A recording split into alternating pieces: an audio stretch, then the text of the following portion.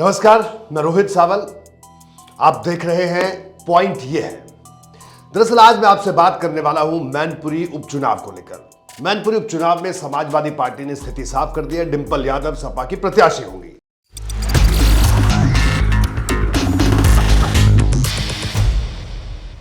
अब सबको इंतजार इस बात का है कि भारतीय जनता पार्टी की तरफ से कौन प्रत्याशी होगा।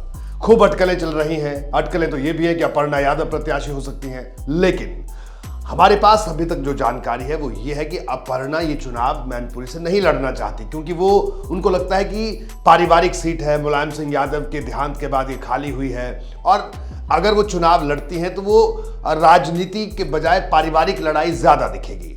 ऐसे में भारतीय जनता पार्टी दो लोगों पर दांव खेल सकती है। एक तो प्रेम सिंह शाक्य जो पिछली बार प्रत्याशी थे भारतीय जनता पार्टी के, और 4,32,000 वोट प्रेम सिंह शाक्य को पिछले चुनाव में मिले थे। आप सोचिए कितना अच्छे खासे वोट मुलायम सिंह के खिलाफ उन्होंने हासिल किए थे।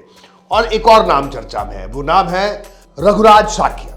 जी हाँ, रघुराज शाक्य का नाम भी चर्चा में है। रघुराज शाक्य वो हैं जो पहले शिवपाल यादव के करीबी थे और कुछ वक्त पहले भारतीय जनता पार्टी में आए हैं। लेकिन अब मैं आपको बता दूं जो पॉइंट इस पूरे मामले में क्या है। इस पॉइंट ये है कि शिवपाल यादव का रुख क्या होगा, क्योंकि मैनपुरी लोकसभा जो सीट है उसमें जसवंत नगर भी आता है। ये वो जसवंत नगर जहां से शिवपाल सिंह यादव खुद विधायक हैं, और ये वही जसवंत नगर है जहां से जब भी सपा का प्रत्याशी मैनपुरी से चुनाव लड़ता था, वो चाहे नेताजी हो या कोई और लड़ा हो, तो जसवंत नगर से अकेले से 75,000, 80,000 इस तरह की लीड उस प्रत्याशी को मिलती थी। शिवपाल यादव से लगातार हम बात कर रहे हैं, उनसे पूछ रहे हैं कि आपका रुख क्या होगा चुनाव को लेकर, तो वो एक बात कह रहे हैं कि अगले 1-2 दिन में पता चल जाएगा। पहले उन्होंने कहा पहले प्रत्याशी घोषित होने दो। अब डिंपल यादव प्रत्याशी आ गई हैं। फिर उनसे बात की गई कि साहब आपका रुख क्या होगा, क्या आप सपा के साथ चलेंगे, क्या आप डिंपल यादव के साथ चलेंगे, परिवार के साथ चलेंगे, आपका रुख क्या होगा। तो शिवपाल सिंह यादव अपने पत्ते खोलने को तैयार नहीं है। यही वजह है कि समाजवादी पार्टी के रणनीतिकारों की धड़कनें बढ़ी हुई हैं, क्योंकि अगर शिवपाल यादव इस चुनाव में सपा के साथ या परिवार के साथ खड़े नहीं होते हैं, और भारतीय जनता पार्टी चाहती है कि यही स्थिति बने, और जसवंत नगर से वो मौजूदा दौर में विधायक भी है, और मैं आपको यह भी बता दूं ये वही जसवंत नगर विधानसभा सीट है जिसमें सैफई भी आता है। और शिवपाल यादव की अगर बात करें तो उनका एक अपना नेटवर्क है। हर घर में आना जाना, पारिवारिक कार्यक्रमों में जाना, सुख दुख में शामिल होना, इस पूरे अगर हम बात करें मुलायम परिवार में, तो शिवपाल सिंह यादव वो शख्सियत हैं जो ये काम करते हैं, यानी जमीनी स्तर पर लोगों के साथ रहते हैं।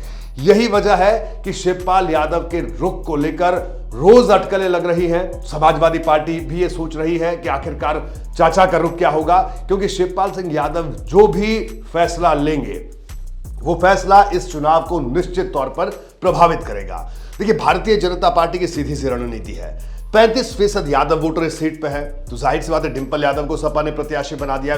यादव वोटर्स के बाद जो सबसे निर्णायक भूमिका जो वोटर इस सीट पर निभाता है वो है शाक्य वोटर। तो ऐसे में भारतीय जनता पार्टी किसी शाक्य को यहां से प्रत्याशी बना सकती है, और अगर उस शाक्य प्रत्याशी को शिवपाल सिंह यादव का प्रत्यक्ष या परोक्ष रूप से समर्थन मिल जाता है तो समाजवादी पार्टी के सामने बड़ी चुनौती होगी। और मैं एक बार फिर से कहूं, पॉइंट यह भी है कि इस चुनाव में सपा के जो MY समीकरण है ये उसकी महापरीक्षा है, क्योंकि 35% यादव वोटर यहां पर है। और देखिए, समाजवादी पार्टी अगर मैनपुरी सीट को 1996 से लगातार जीतती आई है तो एक समीकरण है यादव, इसके अलावा मुस्लिम और इसके अलावा शाक्य, और ये तमाम जातियों का मिलकर जिस तरह से सपा के समर्थन में आती रही है, और सपा यहां से हर बार बम्पर बढ़त लेती रही है। हालांकि पिछला चुनाव मुलायम सिंह यादव और प्रेम सिंह शाक्य के बीच में जो हुआ था, तो नेताजी उस चुनाव को कोई बहुत बड़े अंतर से, जैसे पहले जीतते थे कि लाख से 1.5 लाख से 2 लाख से, वैसी स्थिति नहीं थी,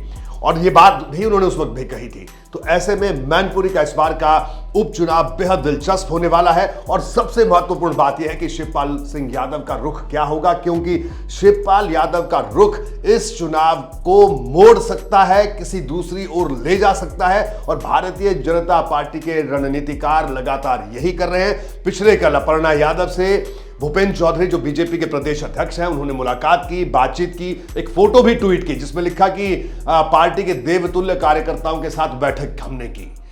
बड़ा सवाल यह है कि अपर्णा यादव भले ही चुनाव ना लड़े, लेकिन जिस तरह से अपर्णा यादव से बातचीत हो रही है, भारतीय जनता पार्टी का शीर्ष नेतृत्व बातचीत कर रहा है, वो यही कोशिश चल रही है कि शिवपाल सिंह यादव और बीजेपी के बीच में सेतु का काम अपर्णा यादव करें, ताकि शिवपाल सिंह यादव का प्रत्यक्ष या परोक्ष रूप से समर्थन भारतीय जनता पार्टी को मिल जाए। बीजेपी के रणनीतिकारों की यही कोशिश है। तो कुल मिलाकर पॉइंट यह है कि मैनपुरी उपचुनाव का नतीजा शिवपाल सिंह यादव के रुख पर भी बहुत हद तक निर्भर करेगा।